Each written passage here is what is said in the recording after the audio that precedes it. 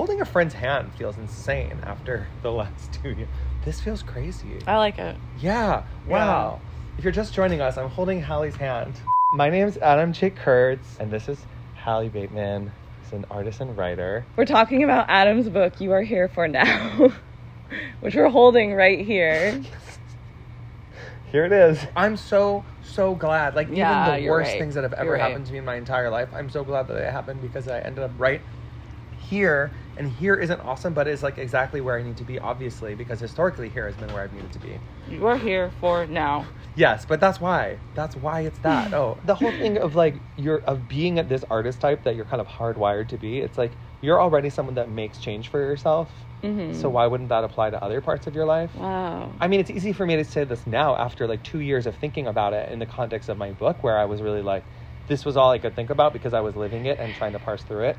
But that's how I really feel. It's like, yeah, we literally like make something from nothing. So like you can just do that in your life. You move to a place and you pull your resources, and that doesn't mean it's easy. Like art's not easy, but it just means that it's possible. You know when artists can do a painting that looks exactly like a photo, like it's exactly perfect. I am like awed by like the sheer like impossibility of it all, but it doesn't tell me anything about you other than you're like you could be a camera. Yeah, it sort of like obscures.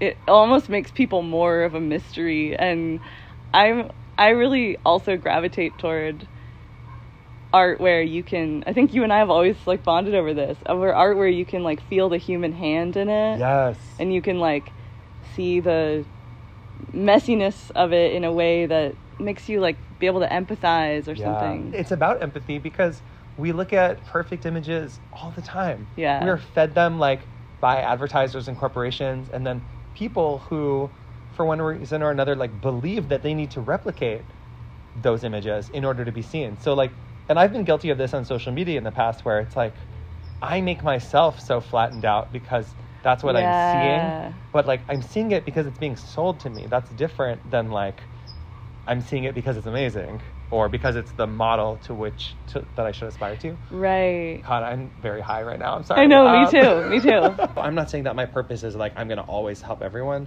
but part of arriving at that sense of purpose is that like, I at least make these pieces available.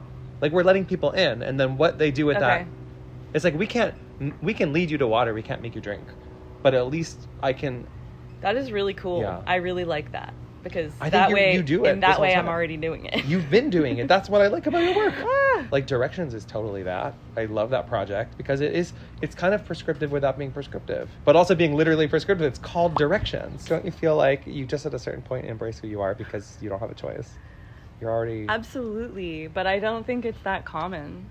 I don't think that, like, I mean, and you give, like, credence to the difficulty of finding your purpose and how, like, that can be a purpose in itself, but, like, it's interesting that you kind of maneuvered this thing that just comes so naturally to you, and, like, identify that as purpose. Like, I don't think it came naturally or easily. I think this is the result of like a lot of time thinking about it, being like, what kind of person am I, and then realizing like, oh, that thing that makes you annoying is also exactly your superpower, and then realizing like, oh, but that's a natural extension of like this way that I feel of like wanting to help people, and then like, oh, why do I want to help? And then just realizing like, oh, I'm like actually hardwired this way, and maybe I've been doing it all along, and what if I got more intentional about it?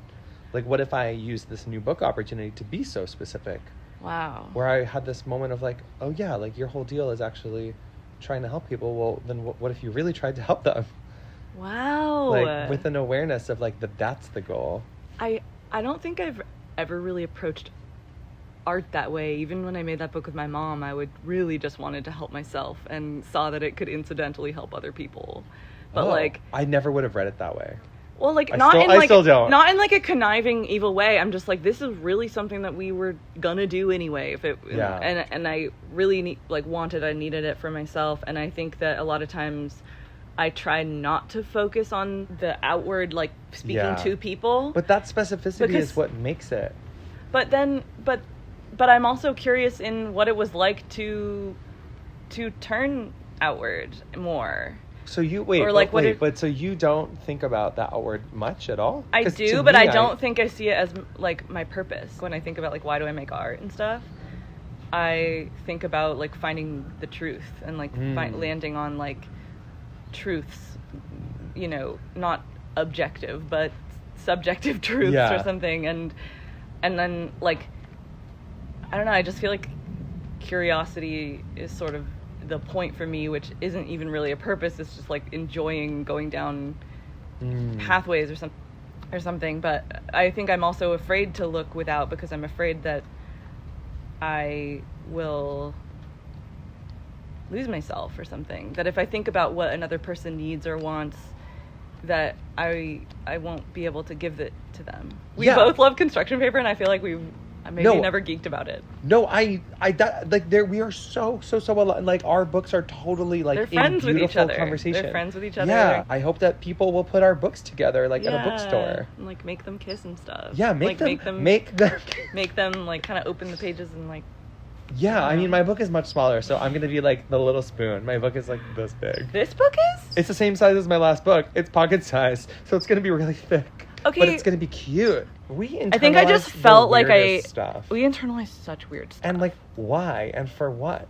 To me, I'm like, you're a genius person, and you just that's enough. It's literally why, like, I think this is what I experienced. I think there's like a hockey player, but he wants to write a kid's book, or like the musician, or like the actor who's also a musician, and like there's a way where we like take for granted. I think I've taken for granted my medium. I think I've just been like, it doesn't have the glitz and glam of Hollywood, like, so I have to figure out how We're to, like... so close to Hollywood right now. Like, I know. Please show me the glitz and glam. I know! None of it is appealing to me whatsoever. Like, I don't want that. And I don't think you want that. I don't! So why would we let ourselves feel like we would want that? I think capitalism mixed with vanity, mixed with wanting to satisfy the childhood self who growing up wanted to make movies. Yeah, I think but it's your literally... childhood self also, like, wanted to be a princess of spaghetti. You know what I mean? Like, and also...